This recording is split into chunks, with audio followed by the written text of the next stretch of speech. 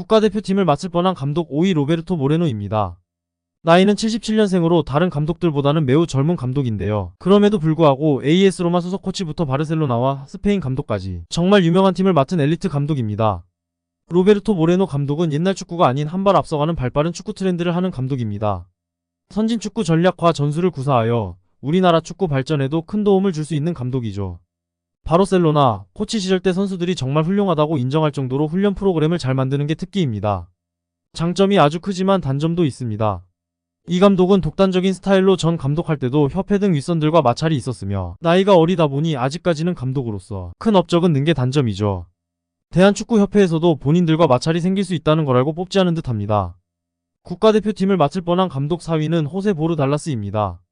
그는 1964년생이며 자주 쓰는 포메이션은 4-4-2입니다. 스페인 라리가 2부 리그에 있던 헤타페의 감독을 맡아서 단시간 안에 1부 리그로 승격을 시킨 호세 보르 달라스입니다. 호세 보르 달라스는 과거 발렌시아의 이강인 방출을 비판해서 큰 화제가 되었었죠. 과거 보르 달라스 감독은 발렌시아 지역지 레반테를 통해 이강인은 나와 이틀 동안 훈련을 했고 당시 나는 파트리 수석 코치에게 훌륭한 선수라고 말하였다. 그러나 구단은 이강인을 내보내라고 이야기하여서 크게 비판을 하였죠. 이강인은 분명 발렌시아에 큰 도움이 됐을 거라며 말한 감독입니다. 이 감독의 전술은 우리나라 조규성 같은 키 큰 선수를 세워서 헤딩 싸움을 통해 이강인에게 패스를 한 후 손흥민에게 다시 패스를 해서 골을 넣는 방식입니다. 이 감독은 4-4-2를 이용하여 숏패스보다는 롱패스를 많이 이용하며 극단적인 전략을 많이 사용합니다. 요즘은 우리나라 시청자들도 보는 눈이 상당히 높아져서 이런 방식의 축구를 싫어하시는 분들도 많이 있습니다. 그 이유는 중앙 미드필더들이 볼터치가 매우 낮은 축구로 수비와 공격수 위주의 극단적인 축구를 하게 되죠. 중앙 미드필더들이 90분 경기 동안 볼을 20번에서 30번 정도 터치할 정도로라서 우리나라의 황인범 같은 유능한 선수를 썩히게 되어서 한국 축구와는 좀 안 맞는 방식입니다. 하지만 이런 방식으로 우승을 자주 하는 유명한 감독 무리뉴가 있죠. 물론 호세 보르 달라스는 무리뉴 정도의 능력자는 아니라서 무리뉴와 비교하는 건 무리입니다. 아마도 후보에는 올랐지만 국가대표팀 감독에 선정이 되지 못한 이유가 우리나라 축구와 호세 보르 달라스 감독이 전략 전술이 맞지 않기 때문인 게 바로 이 이유 때문인 듯합니다. 이 감독도 헤타페 등 라리아 때문에 한국 대표팀 감독에 거절하였습니다. 거절 이후 강등 위기였던 헤타페를 다시 1부 리그에 올려놓으며 전임 감독과 코치진들이 망쳐놓은 팀을 다시 살려내는 유능한 감독이지만 아쉽게도 우리와의 인연은 없는 듯합니다. 국가대표팀을 맡을 뻔한 감독 3위는 반 브롱크호스트입니다. 20년 전 축구를 좋아하셨던 분들은 잘 아실 만한 선수였죠. 이 감독은 다른 감독과는 다른 부분이 선수로서도 감독으로서도 다 높은 평가를 받고 있죠. 네덜란드 리그 페예노르트의 감독을 맡고 18년 만에 우승을 시키는 전적이 있으며 스코틀랜드 레인저스에서 유로의 준우승까지 올려놓는 아주 유능한 감독이며 이 감독은 클럽 축구팀만을 지도하였으나 대한축구협회에서도 워낙 유명하고 업적이 좋다 보니 2022년 레인저스 감독을 사임 후에 바로 러브콜을 보냈죠. 이 감독의 특징은 자신의 전략과 전술을 선수들에게 완벽히 익힐 수 있는 지도 능력과 기존 잘하는 선수들보다 잘할 수 있는 신입 선수를 발굴하여 선수들을 육성하는 걸로 매우 유명하죠. 어떻게 보면 히딩크 감독과 비슷한 점이 있죠. 선수를 선발할 때 딱 자기 포지션만을 잘하는 선수보다는 멀티적으로 잘할 수 있는 선수를 뽑는 걸로 알려져 있습니다. 해서 선수 한 명이 너무 부담을 가지게 되거나 체력적으로 힘든 상황이 절대로 오지 않게 하려고 하는 축구 전략을 중요하게 생각합니다. 4-2-3-1 포지션에서 5-3-2 등 다양하게 전략과 전술을 사용하며 시합전 플랜을 A, B, C 세 가지씩 준비를 하며 축구에 대한 지식이 정말 높은 감독입니다. 국가대표팀을 맡을 뻔한 감독 2위는 에르베 르나르입니다. 영화 배우인지 축구 감독인지 착각이 될 정도로 잘생긴 에르베 르나르 감독은 독특한 코칭 스타일과 놀라운 업적으로 유명한 프랑스의 유명한 축구 코치입니다.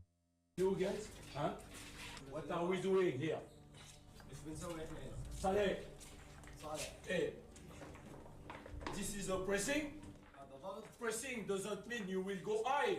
Mati, last time, Messi at the middle of the pitch, he has the ball, you stay in front of the defense. كورة مع ميسي انت You want to rally to go to mark him in the middle? تبغى علي يخرج يروح يغطيه ويضغط عليه. Take your phone, you can make a picture with him if you want. Yes, but no. جوالاتكم تتصوروا معاه. You are in front of the defense. You have nobody. He's going to follow. روح اتبع وقفل عليه. Did you see what you did? You don't feel something here? ما حسيتوا بشيء الوقت المناسب اللي تضغط فيه وتكسب؟ You don't feel we are able to come back? Say play, relax. Come on guys, come on. This is a World Cup. رجال شباب هذا كاس عالم. Give everything. نعطي كل شيء. When you are at the edge of the box, you are like this. قدام مرمى. Oh,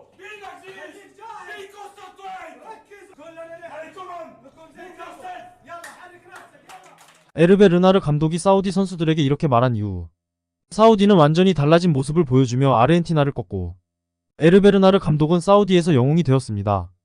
어떻게 보면 클린스만 감독과는 모든 것이 반대인 스타일입니다. 클린스만은 선수로서는 아주 훌륭하지만 감독으로는 최악이죠. 에르베 르나르는 선수로서 눈에 띄는 활약은 없지만 감독으로서는 정말 인정받는 감독이죠. 2023년 사우디 감독 자리에서 나오면서 우리나라 감독팀 시기와 딱 맞아 떨어져서 감독 후보에 올랐었습니다. 이 감독은 2018년 러시아 월드컵 이후 우리나라 대표팀의 감독 후보에 올랐지만 이때는 위약금이 너무나 커서 데리고 오지를 못하였습니다. 하지만 아쉽게도 사우디 대표팀 이후 대한민국보다는 자국인 프랑스 여자 대표팀을 선택하였죠. 에르베 르나르의 강점은 전술적 통찰력입니다. 상대방의 강점과 약점을 정확히 파악하여 전략을 세워 이기는 능력이 아주 높습니다. 지금 우리나라 클린스만과는 어떻게 보면 완전 반대죠. 클린스만은 상대팀을 분석하지 않고 그냥 잘하는 선수들로만 뽑아서 그들 능력을 지켜보는 정도의 전술이죠.